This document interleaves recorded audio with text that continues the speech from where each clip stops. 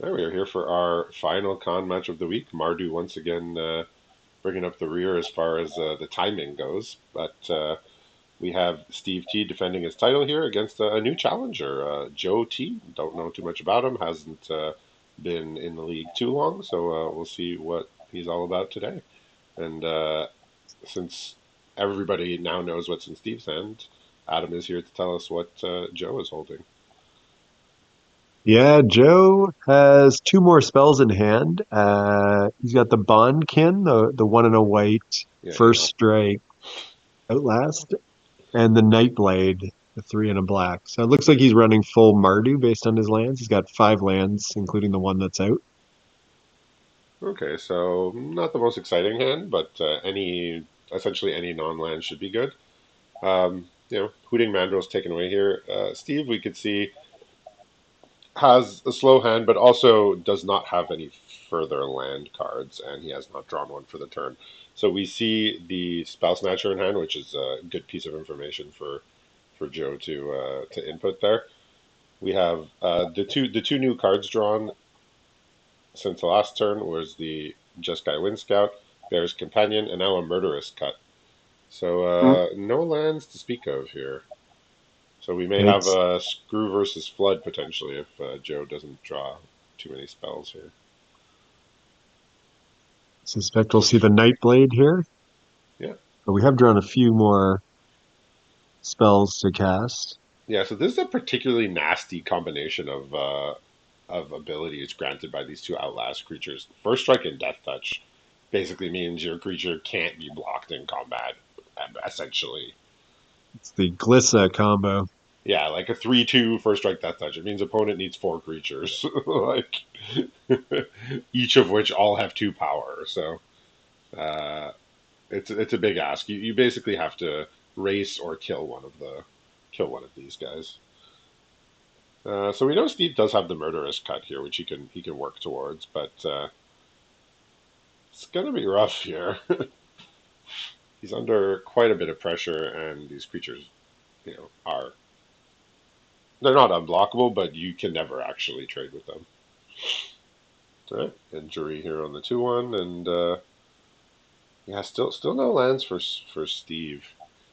He can Yikes. play. His only really play here is, I mean, he does have access to Murderous Cut now, due to the cards that have gone in his graveyard. So I assume he's going to Murderous Cut the first striker at some point. Basically, has to. We seem to be Death Touch tribal. We've got Shambling Attendants in hand, Look, and it's a every it's a good every ability. single creature out is Death Touch right now.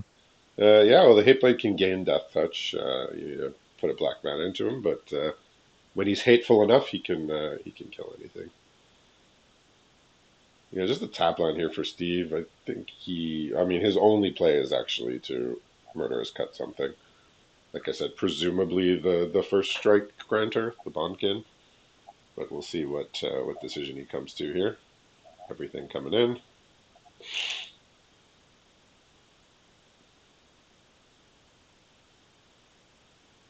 Yeah, so even if he kills the first strike Lord, the Bondkin, his blocks are still like quite bad. Yeah, Terrible. he Yeah. basically has to lose both of his creatures here.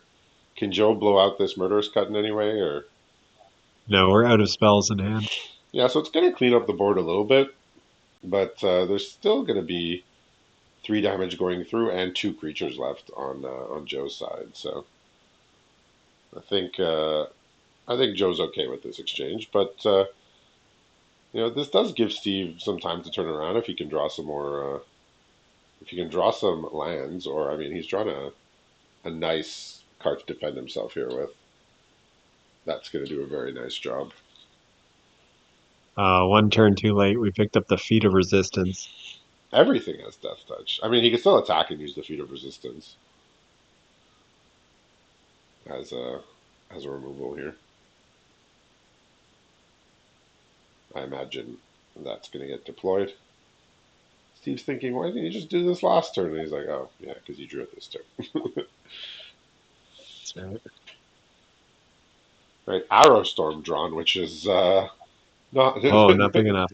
not really jiving with this mana base here is the Arrow Storm in hand.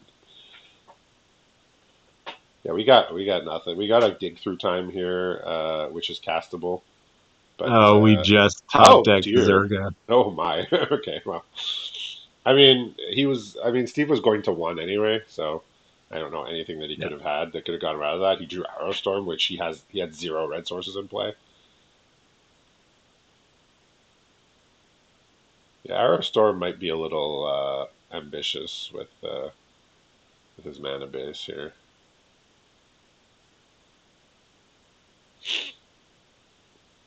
Yeah, we're looking at straight Mardu over here. Yeah, I mean, Mostly this black is white. this is pretty much where you want to be. You know, like your three color deck, just open enough good gold cards in those colors to make it work. Steve is just four colors. Seems to just be, I guess, black is his lowest amount here, but he's playing all the colors other than white, and I wouldn't call any of them like a splash. He's strong in all the colors, has the lands. Has been making it work most of the time. That game just didn't draw the lands.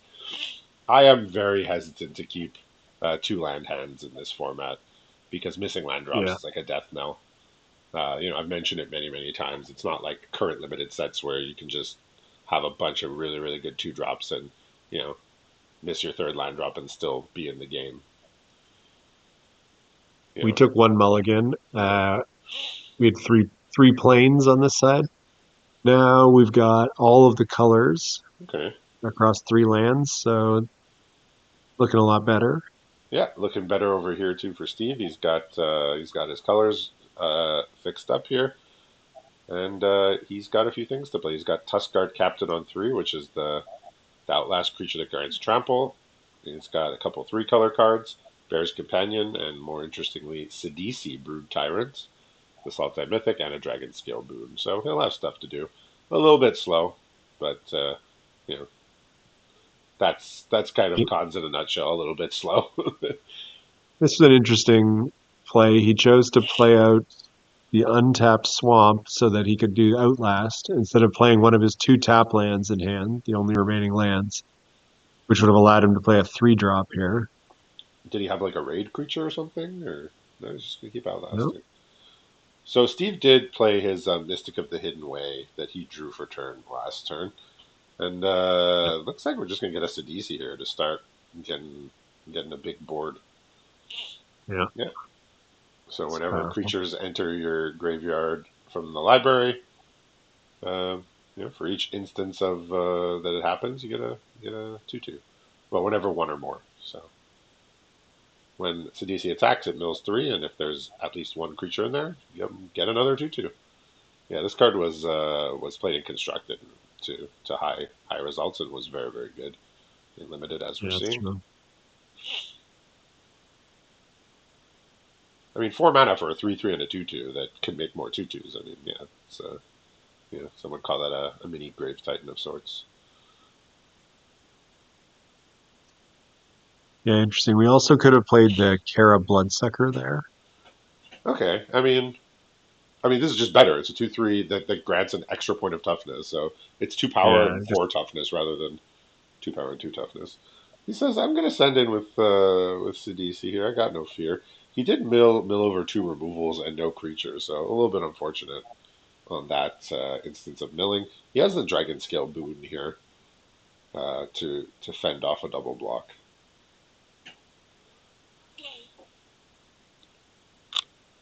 yeah, Joe's got to be suspicious of this attack. Yeah, no blocks. I mean, I feel it's pretty safe to block with the just with the 2/7. Like, Steve's just doing this to make a zombie. Like, it's a pretty easy block. So he is gonna leave up his Dragon Scale boon as well as his morphing his Mystic of the Hidden Way here.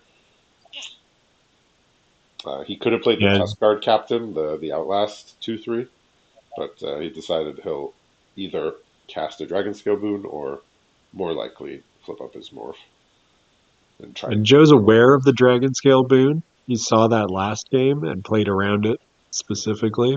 He was hovering over it when he got access to Steve's hand. Yeah. So he might be cognizant of that. Like he's probably thinking that more than the morph because most morphs are 5 to flip up. So, but He's what got are his choices here? he's got a Canyon Lurkers, which yeah, he's playing that now face up.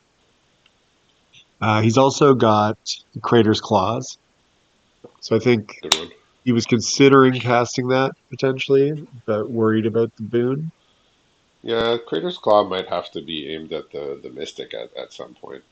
But Canyon Lurkers, like you never really happy to play that face up. It's just two toughness is so bad. Like it trades with a zombie. Yeah, that's that's one of the morphs that I play early, and when I trade with my opponent's morph, I'm like fist pumping. I'm like, yeah, Hmm. Canyon Lurkers traded for something better.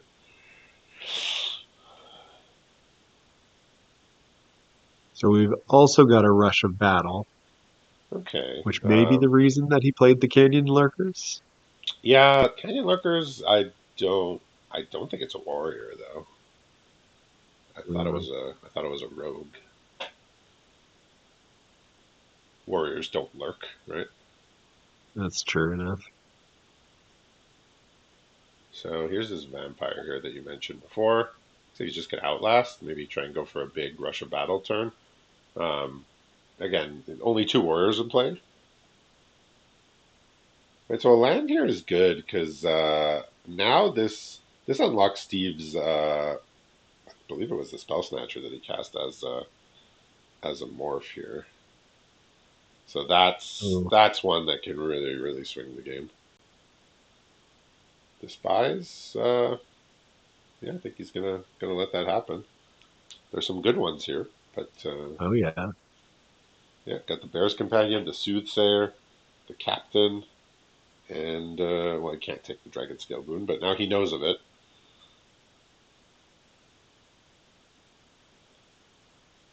Figure he just has to Crater's Claw the Mystic, I think. Mystic. Yeah. He also does know about Spell Snatcher from last game, so I mean it's hard to read Amorphous being any one specific thing, but does have to keep that in mind. But of note, Yeah, if he can't. if you do counter a Crater's Claw with the Spell Snatcher, it will not actually let you cast it for free. X will be 0 when you cast it. Ooh, Mardu Heart Piercer off the top. Very nice. But he's got one more turn here, and he's got a protection. So looks like we may be getting a game 3 here. I suppose you have to rush a battle here. It looks like he's gonna claws instead. Okay.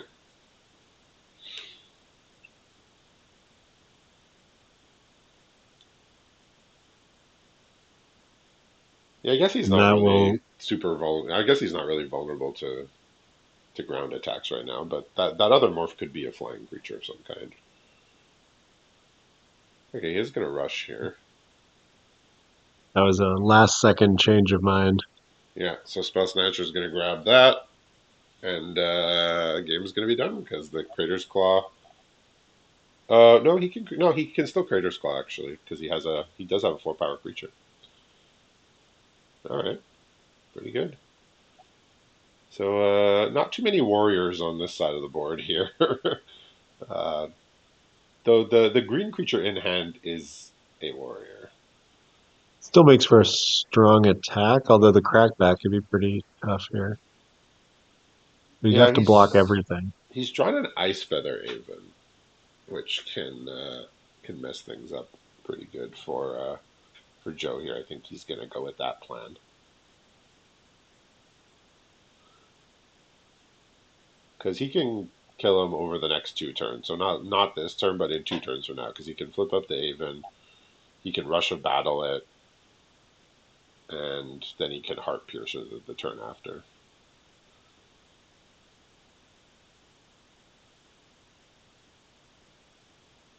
I think you're just flipping up and pushing damage here. Yeah. Yeah, we've got no spells. Yeah. So unless something strange happens, we're going to be getting a third game here. He does with the land drawn he does actually now uh, have enough to kill with the Heart Piercer. He has enough mana now.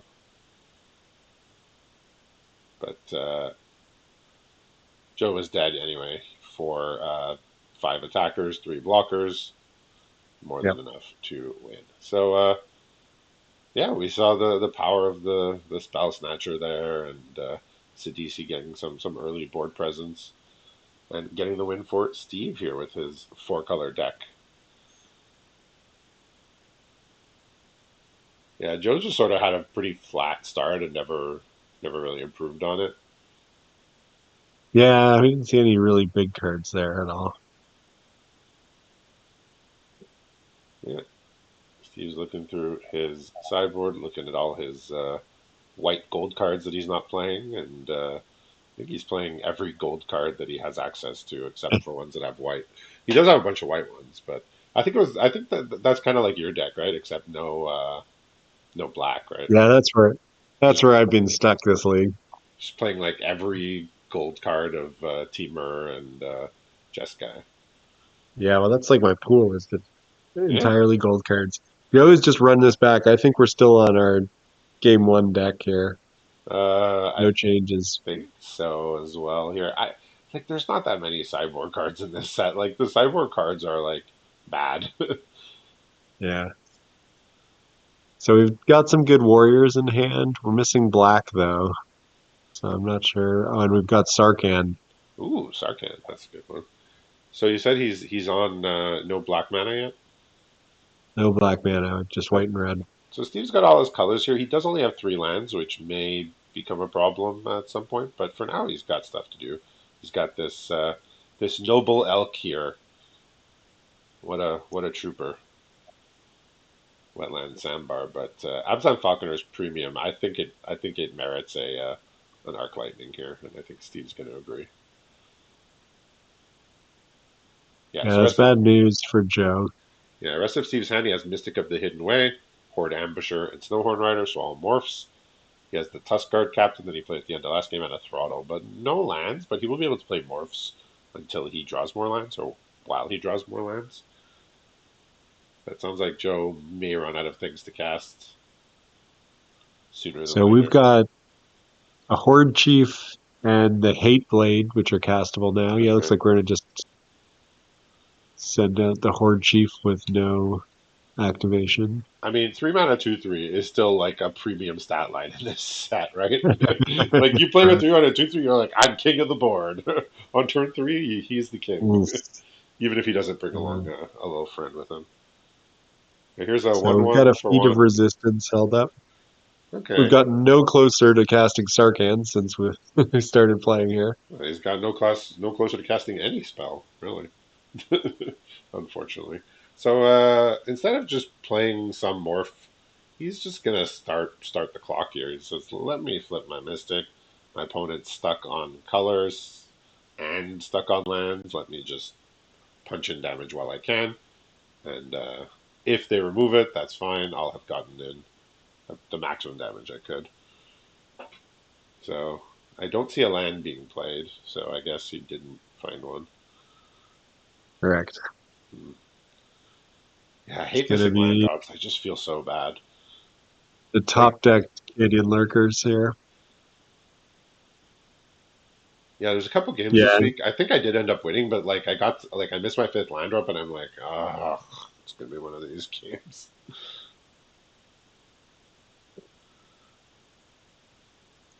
So a bunch of good stuff here potentially to cast. we got a fourth land, but it's a plains. Yeah, so he has played. He did. He. I think Steve is happy to get that potential death touch out of the way, even if Joe doesn't have black, because he played his 5/5 trample morph, possibly with the intention of flipping it up next turn. So Yeah, what? so we could flip the Canyon Lurkers. Okay. Interesting. We could hold up Feet of Resistance. That's basically the only options. All right, we got two throttles and a murderous cut here for Steve, so he's gonna be trucking along pretty nicely. So we can get a counter on this thing to survive, I guess, with the feeder resistance. Oh, he gets the yes, Canyon Lurkers, one of the few that actually Yeah, there we go. will You were trade with a five disparaging it five for earlier. less. Well, look, when it does its thing, it does it. There's two things it does well. It does that, it trades with the 5/5 morph for less than 5 mana, which is rare. It triggers your ferocious, and sometimes your opponent just doesn't block your morph, and you get to deal them five, right? Like it'll never So go we've got unblocked again, but once in a while. we've got three removal spells in hand, none of which are castable, depending on what you count. We've got a burn away. We've And got Sarkhan. Yeah, but nothing's I castable don't here. see this turning out well because of the three removals in hand for Steve, and I believe the Murderous Cut is castable with four cards in the graveyard. So, yeah, Steve, after winning his con match last week to claim the title, he's now defended it through week three. So, we have our full roster of cons for next week, and we'll see him try and defend his title then.